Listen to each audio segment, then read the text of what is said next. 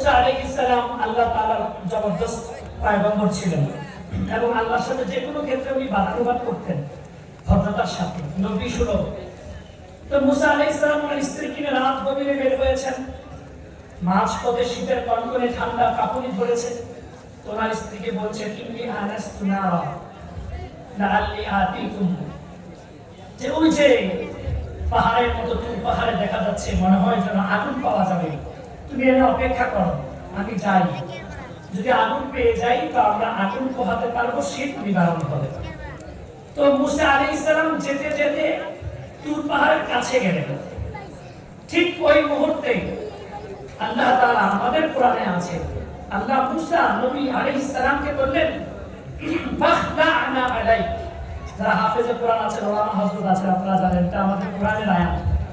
ফাখলা'না alike, মুসা আপনি আপনার জোতা খুলেন। সুবহানাল্লাহ, মুসা তো জানে না এটা কে। তো মুসা যাচ্ছে, এমন সময় আল্লাহ তাআলার গায়েবে আওয়াজ থেকে আসছে, মুসা আপনি জুতা খুলেন। কেন? ইন্নাকা বিল ওয়াদিল মুকাদ্দাসি, এই মাত্র যেখানে আপনি উঠবেন এটা যেমন তেমন জায়গা না, এটা একটা পবিত্র উপত্যকা, তুর পাহাড়। সুবহানাল্লাহ। এরপরে মুসা আলাইহিস সালামের কৌতূহল জাগলো, রাত গভীরে কে এরকম আওয়াজ করে। রব্বুল আলামিন আবার আওয়াজ করছেন, ফাসতামি' লিমা ইউহা।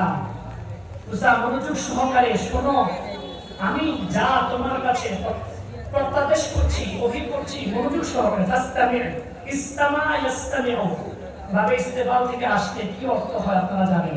সামিয়া ইয়াসমাউ আলাদা একটা ভাবই আছে, সোলাসি থেকে আসলে কি ভাব আপনারা জানেন। আল্লাহ তাআলা এখানে বলেন ফাসতামি' লিমা ইউহা, যা আদেশ করা হয় মনোযোগ দিয়ে শুনুন। মুসা আলাইহিস সালামের কৌতূহল আরো বেড়ে গেল, কে আওয়াজ করছে। তখন আবার আওয়াজ আসলো, ইন্নানি আনাল্লাহ, নিশ্চয়ই এখন এতক্ষণ যাবত যে আওয়াজ শুনতেছেন এটা আর কেউ না, নিশ্চয়ই আমি আল্লাহ।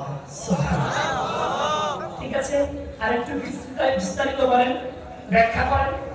লা ইলাহা ইল্লা আনা, মুসা আপনি শুনেন, আল্লাহ ছাড়া কোনো মাবুদ নাই। সুবহানাল্লাহ। তারপরে ফা'বুদনি, আরো শুনেন, আপনি আমার ইবাদত করবেন। মানে ওহী হচ্ছে মুসা আলাইহিস সালামের উপরে, ওহী আল্লাহর পক্ষ থেকে আসতেছে, তাওরাত কিতাব নাযিল হচ্ছে। তো ঠিক আছে, আমরা ইবাদত করব, তো ইবাদতের প্রথম ক্রাইটেরিয়া কি হবে, সিস্টেম কি হবে? আকিমিস সালাতা লিযিকরি, আপনি নামাজ পড়বেন, আর নামাজ এটা যেন আমি আল্লাহর স্মরণ। সুবহানাল্লাহ।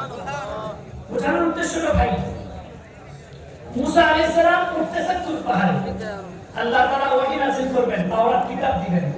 এমন সময় মুসাকে বললেন, আদব শিখালেন, আদব, স্নেহের সাথে শাসন করলেন, মুসা আপনি জোতা খুলেন।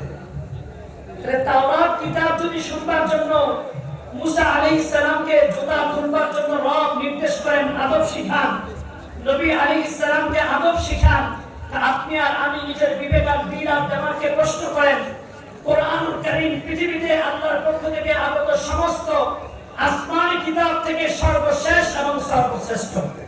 ঠিক না বলেন? তো সর্বশ্রেষ্ঠ আসমানি কিতাবের কথা শুনবার জন্য যে মজলিসে আপনি বসেছেন, এখানে বুট আর বাদাম খেয়ে আপনি এই মজলিসের সাথে অসৌজন্যমূলক আচরণ করছেন, এটাই স্বাভাবিক। ঠিক না বলেন? এজন্য ভাইরা আমার হযরত আমার প্রিয় সাহেব আজকেও কয়েক জায়গায় এই কথা বলেছেন।